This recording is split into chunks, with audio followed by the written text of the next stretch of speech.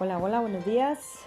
Quiero bendecirle en esta mañana tan preciosa, en este día tan especial. Quiero compartir y bendecir sus vidas con esta pequeña porción en la palabra que está aquí en Lucas 4, a partir del 16. Quiero que usted reciba, quiero que vaya a la palabra conmigo y lea y se instruya y aprenda. Y que también no solamente aprenda, sino que pueda usted compartir a aquellas personas que usted cree que necesitan conocer la palabra, que cree que necesitan empezar una vida diferente a la que han llevado. Entonces, aquí en Lucas 4 a partir del 16 voy a leer y leo en el nombre del Padre, del Hijo y del Espíritu Santo. Amén. Dice: vino a Nazaret, donde se había criado, y en el día de reposo entró en la sinagoga conforme a su costumbre y se levantó a leer. ¿De quién está hablando aquí? Del Señor, ¿verdad? Del Señor Jesucristo. Y se le dio el libro del profeta Isaías, y habiendo abierto el libro, halló el lugar donde estaba escrito: el Espíritu del Señor está sobre mí, por cuanto me ha ungido para dar buenas nuevas a los pobres. Me ha enviado a sanar a los quebrantados de corazón, a pregonar libertad a los cautivos, y vista a los ciegos, a poner en libertad a los oprimidos, a predicar el año agradable del Señor. Oye, qué tremendo. Aquí donde dice que el Señor justo abre el libro donde se iba a cumplir las escrituras de allí donde el profeta Elías había hablado, ¿no? Que dice que por cuanto le ha ungido, vendría a dar las nuevas, ¿cierto? Nuevas de salvación a los pobres, ¿verdad? A los pobres, a sanar a los quebrantados de corazón, ¿cierto?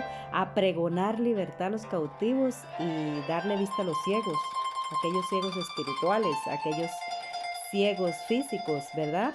A poner en libertad a los oprimidos, aquellos que están en libertad, en cautiverio, que viven en esclavitud todavía, ¿verdad? Que viven allí dependiendo del pecado, dependiendo de ser esclavos de aquellas cosas que lo mantienen en esclavitud, que no le permiten vivir una vida libre en el Señor, ¿verdad? Y dice que a predicar el año agradable del Señor. Y entonces allí cuando leyó esto, dice que en el 20, dice: enrollando el libro, lo dio al ministro y se sentó, y los ojos de todos en la sinagoga estaban fijos en él. Y comenzó a decirles: hoy se ha cumplido esta escritura delante de vosotros. Mira, cuando el Señor ha venido aquí a la tierra, Él vino a cumplir lo que estaba escrito en su palabra, en la palabra del Señor, aquello que nos enseña, aquello que nos instruye, aquello que está escrito, ¿cierto? Inspirado por el Señor a través de los profetas, ¿verdad? Entonces dice que todos se quedaron viéndolo, ¿cierto? Y eso que allí estaban sentados todos los grandes teólogos, los grandes sabios de la palabra y todo eso. Pero cuando el Señor leyó allí esta porción de la palabra, dice que todos le miraron, que todos se asombraron de lo que estaba diciendo, ¿verdad? Y encima va y les dice que se ha cumplido lo que está en la escritura, ¿verdad? Y dice, en el 22 dice: y todos daban buen testimonio y estaban maravillados de las palabras de gracia que salían de su boca, y decían: ¿no es este el hijo de José? Siempre hay un pero, ¿verdad? Siempre hay un pero, aunque estemos recibiendo bendición, aunque estemos probando esa miel, ese dulzor que trae la palabra del Señor, que trae cuando el Señor usa a alguien, cuando, mire, siendo el mismo Señor allí, les estaba dando la palabra, cumplimiento a la palabra del Señor, y aún así, siempre no faltaba el pero, ¿verdad? Y mire, en el 23 dice: Él les dijo: sin duda me diréis este refrán: médico, cúrate a ti mismo de tantas cosas.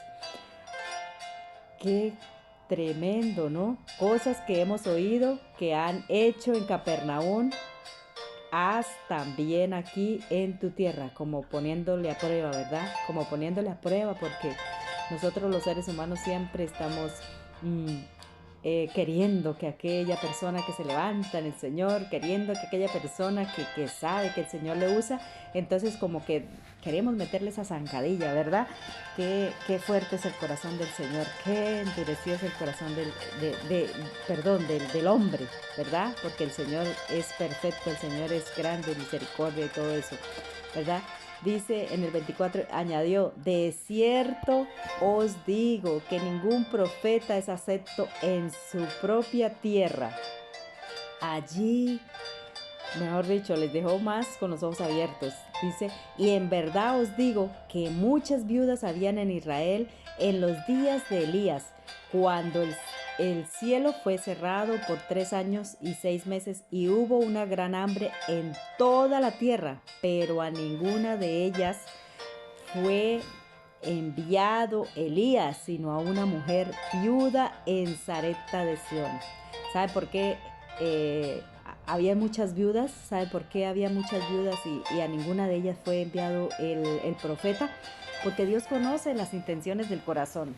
Dios conoce aquello que el hombre hace, cuáles son sus pensamientos, cuáles son sus intenciones, ¿verdad? Qué es lo que tiene dentro de su corazón, ¿verdad? Entonces por eso envía su palabra, envía la bendición allí donde realmente las personas se sujetan, las personas le buscamos, ¿cierto? Aquella persona que necesita verdaderamente, que tiene un corazón íntegro, allí el Señor envía bendición. No con esto quiero decir que el Señor no envía bendición a todos, porque el Señor es misericordioso y Él dice que hace salir el sol sobre buenos y malos. O sea, ¿qué más quiere decir eso? Pues que él da el alimento a todos, aunque seamos buenos, aunque seamos malos, ¿cierto? Pero el Señor conoce las intenciones del corazón, ¿verdad? Qué bonito aquí cuando el Señor habla de la palabra y lo pone ahí. Él hablaba con parábolas, con enseñanzas, de manera que llegara al corazón, inquietar aquellas cosas, ¿cierto? Que el hombre siempre está ahí con esa cosa de que voy a poner a prueba todo aquello que hace, ¿cierto? Porque creemos en nuestro interior que nosotros somos los que sabemos más, los que podemos hacerlo mejor que la otra persona, ¿verdad? Pero en Dios sabemos que todos somos iguales, ¿verdad? Que en Dios no... ¿A quién podremos engañar, verdad? ¿A quién podremos engañar si solo en Él tendremos la vida eterna, ¿cierto? A Dios no lo podemos engañar, podemos aparentar delante de las personas, delante de la gente, pero ¿quién aparentará delante del Señor? Nadie, ¿verdad? Porque Él conoce las intenciones del corazón. Bueno, sigo leyendo. Dice en el 27, muchos leprosos habían en Israel en tiempo del profeta Eliseo, pero ninguno de ellos fue limpiado, sino Naamán el sirio. Mire, por eso les decía que nadie era profeta en su propia tierra, ¿cierto? Porque muchas veces nosotros a nuestra misma familia, a nuestro mismo alrededor, las personas que nos conocen, que conocen nuestro pasado y que cuando venimos a los pies del Señor, nosotros queremos hacer un cambio en nuestras vidas, porque eso es lo que hace el Señor, hace un cambio en nuestras vidas, nos transforma, empezamos a cambiar poco a poco, pero hay cosas que se interponen de las mismas personas que están a nuestro alrededor para querer hacer que desista, ¿cierto? Porque eso así es como actúa el enemigo, el mismo diablo que no quiere que nosotros nos levantemos, que sigamos adelante, que sirvamos, que seamos llenos de la presencia del Señor. Entonces allí quiere ponernos la zancadilla para que desistamos, ¿verdad? Pero en el Señor sabemos que somos más que vencedores, ¿verdad? Y entonces allí, por eso el Señor les hablaba con esas parábolas, decía que nadie es profeta en su propia tierra, ¿cierto? Y entonces dice que al oír estas cosas, todos en la sinagoga, ¿verdad?, se llenaron de ira y levantándose le echaron fuera de la ciudad y le llevaron hasta la cumbre del monte sobre el cual estaba edificada la ciudad de ellos para despeñarle, ¿verdad? Mas él pasó por en medio de ellos y se fue.